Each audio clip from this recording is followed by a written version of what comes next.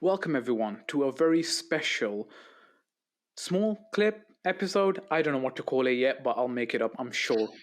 Right, a segment, let's go with segment, of the All Gunners podcast. Today we have a very special guest, my friend Yusuf here, who we know from football. He's a killer striker, by the way, lads. Honestly, very, very good. Just have to pull the ball to him. Kid does the rest, right?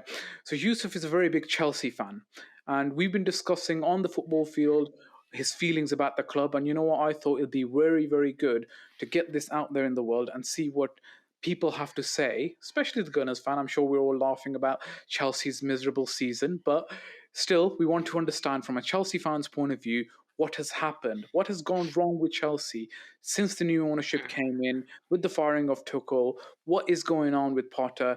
And to do this, we have got Yusuf on the line. Yusuf, mate, you want to say hello to everyone? Yeah, hello. What's up? You good? Short and to the point. I like it. Yeah. I like it. Yeah. Just like your clutch finishing. I like it, man. Good.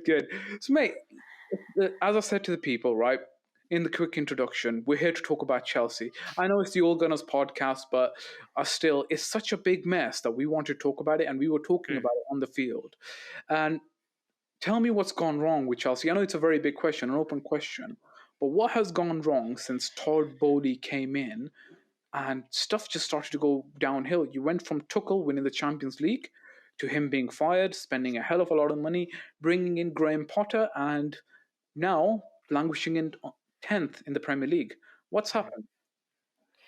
Well, for me, honestly, I think the injury situation has a massive part to play. First of all, I think obviously the whole manager situation as well. I mean, I think to think that the new owners, I think like they've had experience in terms of owning sports clubs, but that was in like baseball, I believe. Well, it's a different sport and different Yeah, exactly. environment. It's not the same as the Premier League, but Mm. let's take it one at a time. So from the start, Todd Bowley comes in and says, "I'm going to spend a lot of money." I'm sure that had you excited. I'm sure that had Yeah, all you it Chelsea did. fans It did. excited. Say, "Bloody hell, we've got an owner who's going to keep it going, similar to what Abramovich had done, Mm. right? Keep the checkbook blank and get the players that you want to keep winning." Right, and it got off to a good start. You bought in Raheem Sterling, you bought in some questionable players, including some ex-Arsenal captains who shall not be named for the time being, right? But tell me about what happened when Todd Bowley came in. Were you excited?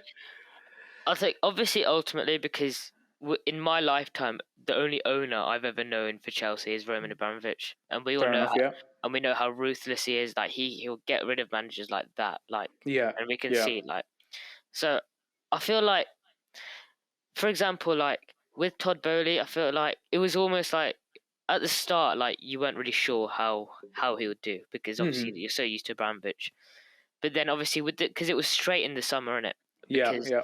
and we went like we started off we buying players. Well, it actually started off with a slow summer actually. Like Yeah. we only started signing players towards actually closer to The end of the window. the end of the window actually. So it was quite concerning because like every day we'd be like linked to like loads of different players as we usually are to every window. We're linked to like players all around the world, and it's like yeah, it does get questionable at sometimes some of the players that we did pick up, but I feel like it sort of was like a panic window in a way because like we were so close to the Prem season, we still hadn't replaced Rudiger, who was incredible under Yeah. Tuchel.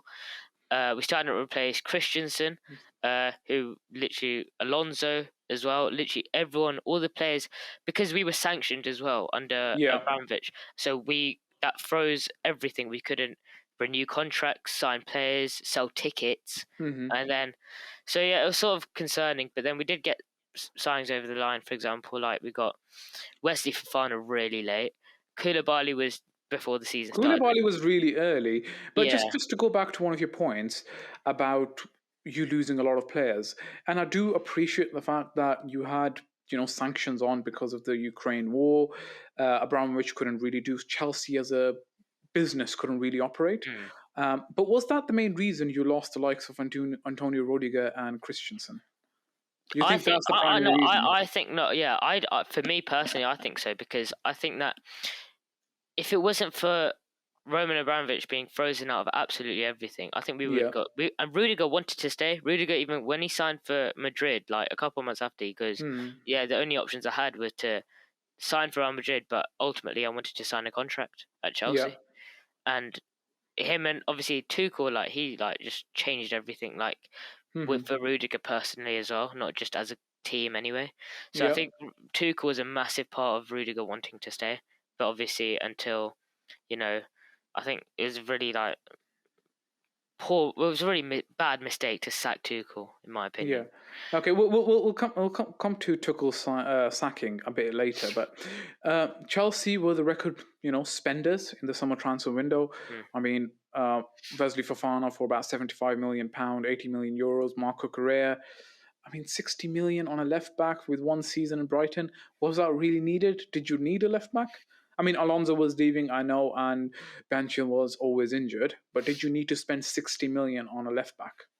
I think it was quite excessive amount to be honest, but I feel like if you look at it in like if you look at it from our perspective from last season, like as soon as Chilwell and James got injured in that December bit in winter, Hmm.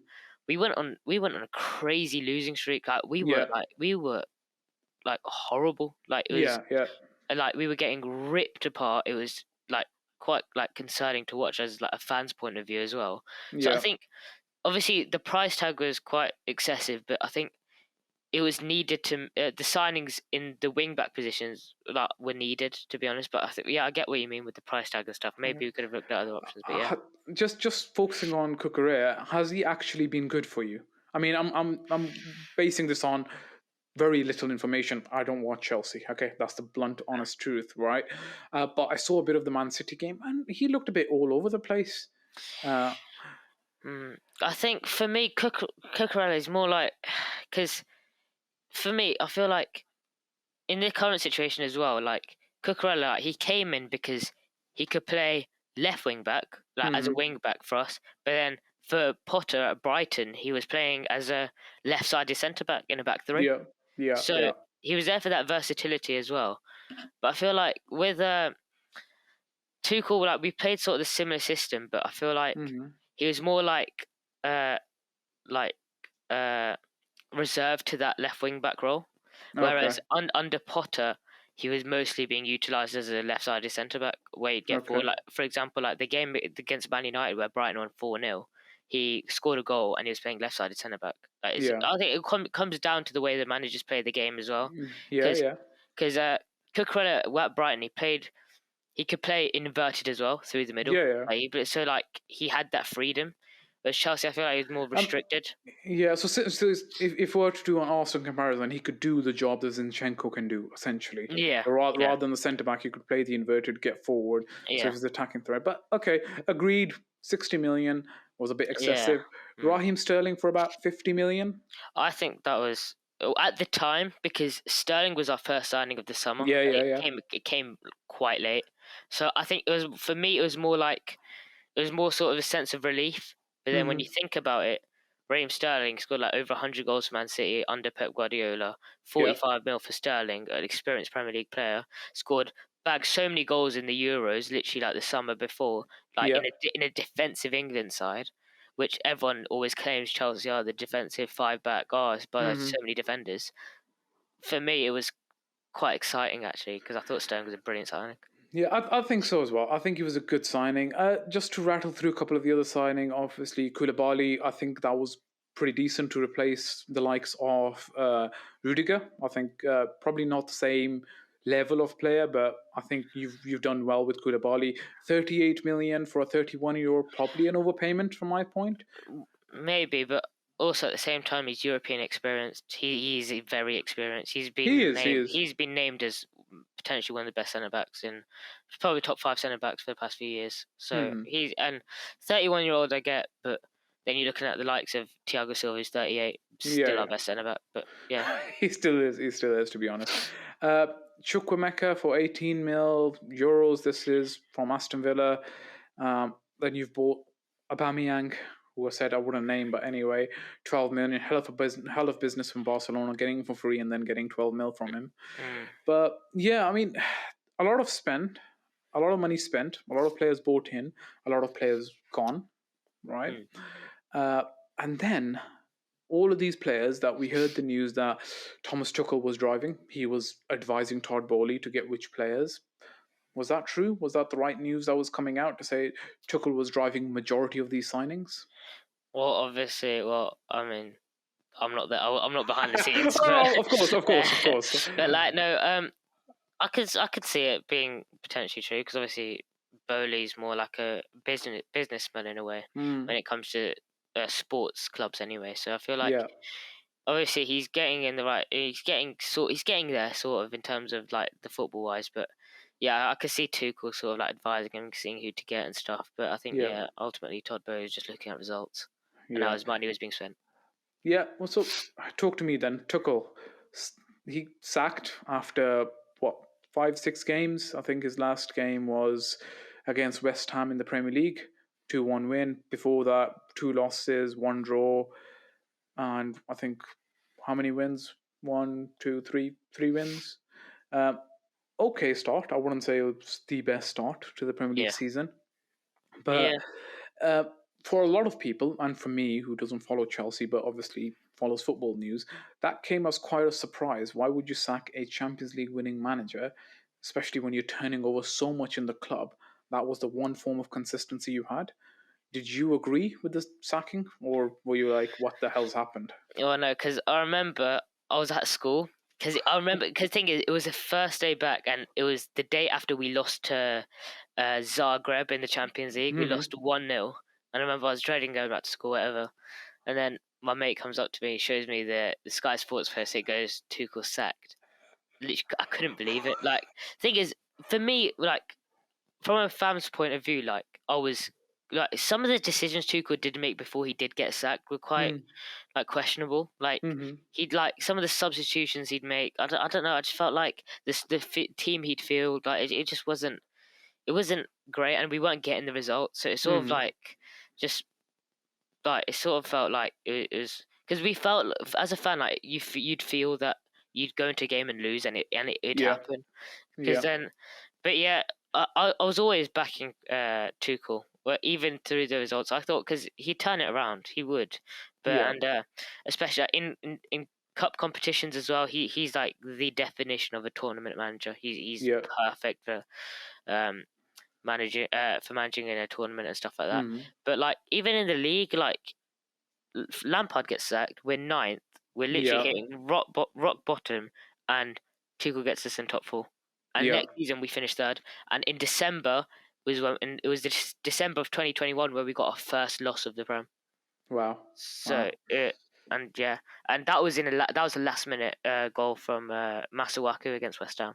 Yeah. So, but yeah, Tuchel was. I feel like he was building something like positive, but I feel like again it comes back to the owners and stuff. I feel Yeah. like maybe the relationship Tuchel had with Abramovich may have been significantly worse than what he did have. No, so the relationship he Significantly had with better. yeah than what he had with Bowley. Yeah. So it does come down to that as well. To be honest. Okay, fair enough. I mean, as I say, I was quite shocked, and it's glad to know that you, as a Chelsea fan, were shocked as well. Say, what the hell? Why would you be sacking Tuchel? But regardless, Graham Potter's appointment. Were you surprised? No, I wasn't. Really? I wanted Potter at Chelsea to be honest.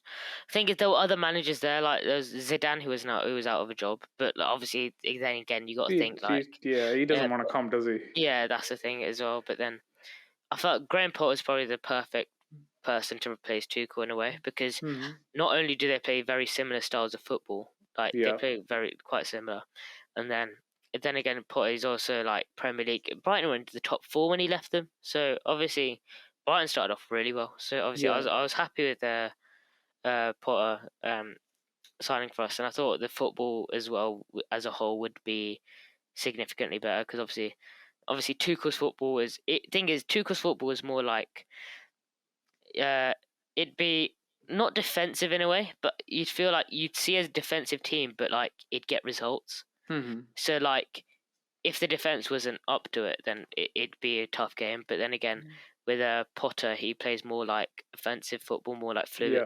more fluidity and More stuff like that. attractive football is what Yeah, so I yeah. think that's the word you're probably looking for. I do feel it, to be honest. I have rated Graham Potter for a while. I remember Arsenal losing to his team when he was coaching out in Sweden, I think, or wherever. Ostersund, yeah, Ostersund, yeah, yeah. yeah. We 2-1 in losing it to 2-1, at the losing to Emirates, Arsenal. Yeah. at the Emirates. And I Yeah. was like, bloody hell, who's this guy? And the next season he was at Swansea, and then he's done an And excellent job. in the Swansea game is in the FA Cup they played City and they went 2-0 up. Yeah, exactly. So Yeah, he was showing his class, and then from Swansea to Brighton, and we all know what he's done at Brighton. Brighton is just very very well run club, and Potter fit into that system very well. Chelsea was a bit of a surprise, but I can understand from his point of view. He wouldn't say no to it.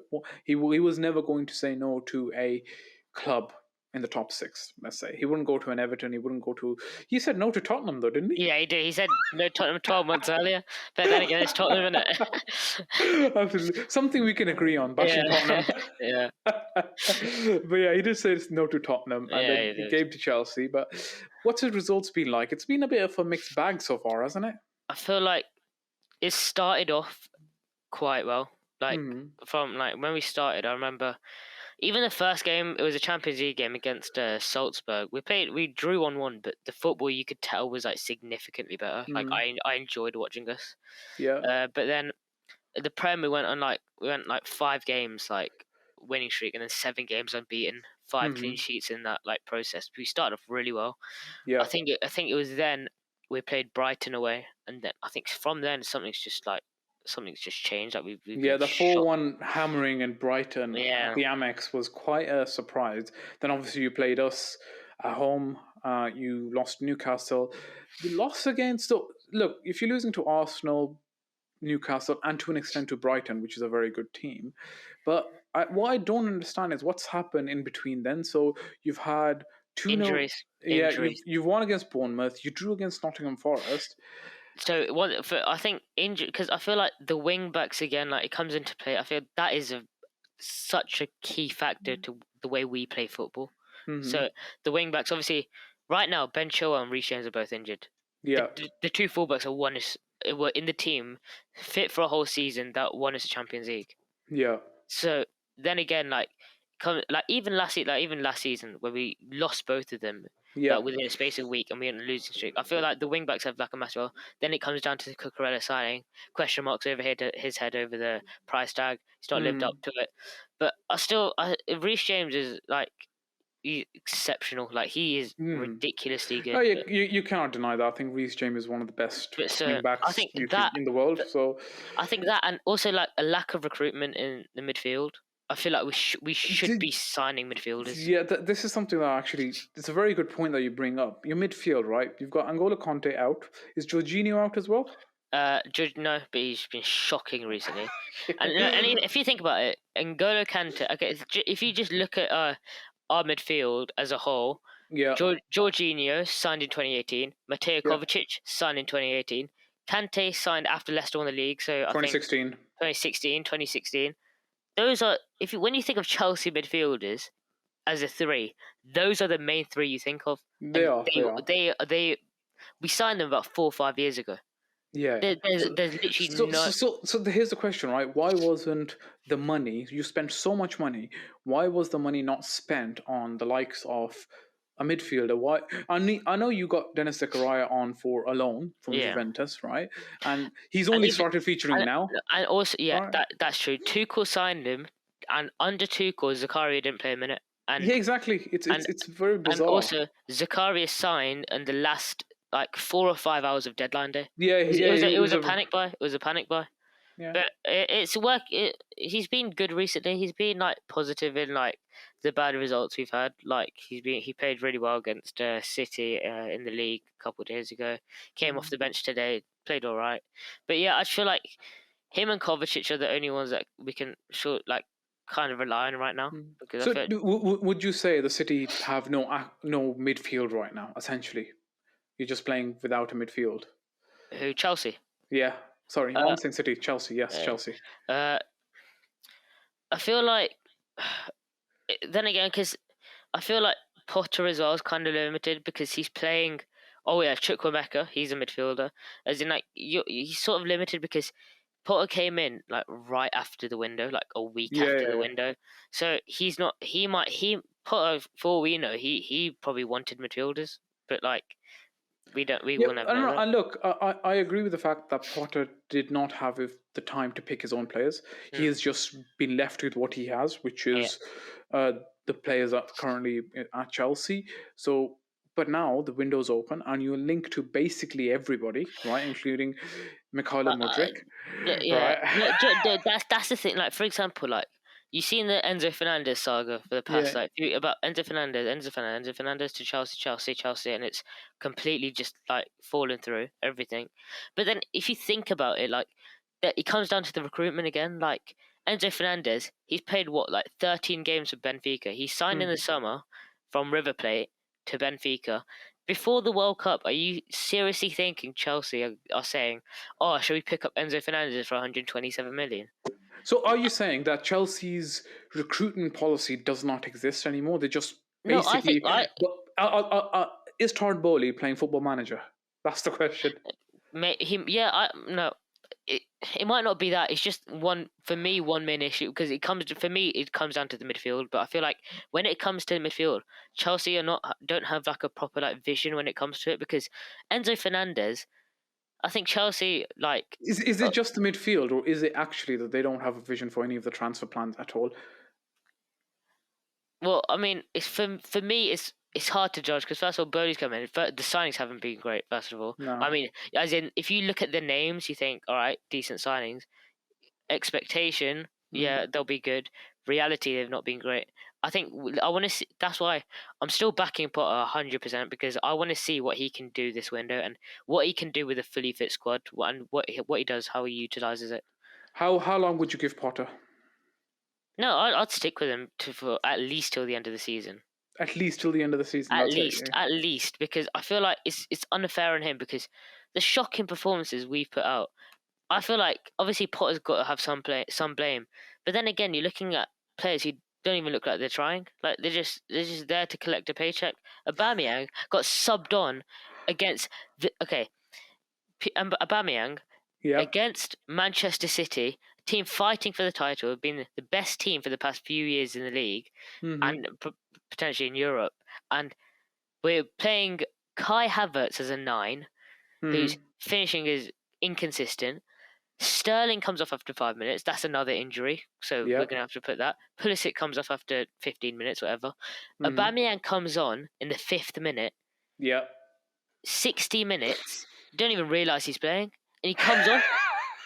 He came on and got subbed off in the same game again, and he's the only proper nine we have because that David Datro Fofana guy we signed in the summer, Yeah. he literally signed on that day, and then we had what's his Oh, name, he's bro? signed now. Fofana's signed Yeah. now. Fofana signed now, so he can fully play games. But the City game, he wasn't like eligible to play. And Yeah. then Yeah. you look at Armando Broja, who's just been injured and out for the season. The only proper nine we have, I'm not counting Havertz as a nine. I'm not Yeah. counting him as a nine. Yeah. Aubameyang's the only nine we have. But then it comes. Aubameyang, So he first of all, the question is, did you think Aubameyang was helping Arsenal win the title? Just so, or not? I think Arsenal that no, not at all. But No, joking aside, right? I think Aubameyang probably a very poor buy for City, right? It wasn't his. Chelsea, Well, Chelsea. I don't yeah. City, City, but yeah, poor buy for Chelsea, right? Because he's been on the decline for the last season. That was one of the main reasons why Arsenal let him go. Attitude was an issue, but he had been on a decline for a while now, right? And the last couple of seasons, Arsenal, he was hitting. When he was at Arsenal at his peak, he was hitting everything. Then there was a very sharp decline towards the end. He went to Barcelona for a short period of time. He did very well, Mm. right? He's come to Chelsea. I just don't feel like he fits that system. If it was Tuchel, I think he would have still That's what, got yeah. some output from him. But with Potter, I don't think that you're going to Because get any output from him. the thing is, when Potter first came in, he had a fully fit squad. He had all the players we needed, Mm-hmm. and then Aubameyang started off well, scored his Prem debut, scored Yeah. his Champions League debut, scored his Champions League away debut. But then those are the only 3 goals he That's scored. the only score. Yeah. Yeah, that's the only goals he scored. But then I feel like it is harsh to um criticize Aubameyang as such, because then again it comes down to we're not creating anything. Like No. today was we lost 4-0 to Man City. Okay, you think Man City we lost? All right, fine, 4-0. 4-0. Is that? It's a hammering. It's a hammering. And I checked the commentators were saying Chelsea had an expected goals of 0.01. That Oh, no chances. No that's chances. that's ridiculous. And to come back off a defeat from Man City, like then again, I just feel like it's just the same old, same old. I feel like we need to buy players. Everyone's saying that, oh yeah, Chelsea buy players, they all flop, everything, yeah, whatever. But then that's why I'm still backing Paul. I need to see what he does this window before I say anything, to be honest. Okay. Just to sum up then, for Chelsea, just to bring this segment to a close, Graham Potter, you're going to give him till at least the end of the season. You wouldn't build a At project least. around him for at least a couple of seasons, similar to Arsenal, to say, okay, get your team right, get your players in, and then we'll go again. Do you think end of the season, if he doesn't do it, he's out? I feel like because depending on whether we get injuries again, we'll probably have a fully fit squad by March. I'm saying so that's a good 4 months to try and get some good stuff going. So Okay. if we finish like between like ninth and bottom half, like it's not good enough. It's not good enough. Okay. Second question then. Where do you think Chelsea will finish this season? In the Champions League or outside the No, Champions League spot? outside the Champions League, 100%. Top 10? The only way Chelsea would qualify for Champions League next season by winning it this season, which is not happening. Okay. What about top 10? Yeah, we should get top 10. We should. Okay. So you're sticking with Potter, top 10 for Chelsea. Next season, which players do you get rid of from the current squad? Next season, who do we get rid of? I feel like it's not about. I feel there is players to get rid of, but I feel like there's players that need to be brought in as well. Like Yeah. for me, like It's not about Boateng. I'm just asking who would you get rid of okay, first? who would I get rid of? I think Jorginho's got to go. Okay. His contract's running out anyway, so he's gone. He's gonna go. I think Mendy has to go for me. Really? I think Mendy. You sticking with Kepa? No, that's what I'm saying. Players need to be brought in. We need a keeper. That's my view anyway. Okay. I think I don't necessarily think Azpilicueta should go. I think he should be replaced Okay. because thing is he's been so good for us. Like ever since I've started watching Chelsea, he's been consistent player. He's been brilliant for us. He's captain, everything. But I feel like he's not got the legs anymore. He's not got the legs to fully like flourish in this like day and age with new young players coming in and stuff like that. He'd get ripped. It's time to move him on. Essentially, is what you're saying. Yeah. Okay. So you've got Azpilicueta, you've got Jorginho. What about N'Golo Conte? Time to move him on. I wouldn't say no to it. I wouldn't rule it out. It's just obviously. I feel like we've got players. It's just injury situation. It's too consistent at this point. But have you got midfielders? Have you actually got proper midfielders? Because what you're saying is you're going to get rid of 2 of your main 3 midfielders. Yeah, if it's 2 of the 3, two out of Jorginho, Kovacic, and Kante, it's going to be Kante and Jorginho that are going. Okay, so out of your goalkeepers, Kepa and Mendy both gone. Not both. I think. Who would you keep, Kepa or Mendy? I'd keep Kepa. Okay, Kepa to stay. Out of your defenders, Thiago Silva to be moved on? No, he's one of your oldest defenders. But anyway, Azpilicueta moved on. Yes. Koulibaly obviously stays. Fofana you just bought in. Chilwell, Cucurella, they all stay. You've bought another one, Benoit. Sorry? Oh yeah, Benoit Badiashile. Yeah. He's just signed this one. I can't say much about him. Yeah, fair enough. Trevor Chalobah, he stays. Ben Chilwell stays. Jorginho's gone. Conte's gone. Kovacic stays. Pulisic? If we sign a winger, then he can go. Okay. Ruben Loftus-Cheek? I'd say keep because he's quite versatile as well. Because he played at the start of the season, he was playing he was filling in for Reece James at right wing back. Yeah. He was actually playing quite well, so maybe we'll see. Okay, Mason Mount, obviously you keep. Yeah. Hakim Ziyech. Thing is, for me, I feel like the whole attack needs to be replaced. None of them deserve to start. None of them. Fair enough. None So of them deserve to start. we'll say Ziyech dumped. Kai Yeah. Havertz. Don't even know. The thing is, like, if he hadn't scored that only goal at Champions League final, I'm saying go. Fair enough. Conor Gallagher. Yeah, no, stay. He can stay. Chukwuemeka, I think stays because yeah. Dennis Zakaria, terminate loan or actually sign? I'd sign him permanently. Sign. Okay. Amanda Brozier. Yeah, I'd keep him. Well, I mean, he's injured, but like we'll keep him. Yeah. Raheem Sterling, obviously you keep. Yeah. Aubameyang. No, get him gone. This window, if possible. And David Fofana, who just signed, so you're going to keep. But yeah, a lot of work needed for Chelsea. I think just to sum it up, a lot of work needed for Chelsea.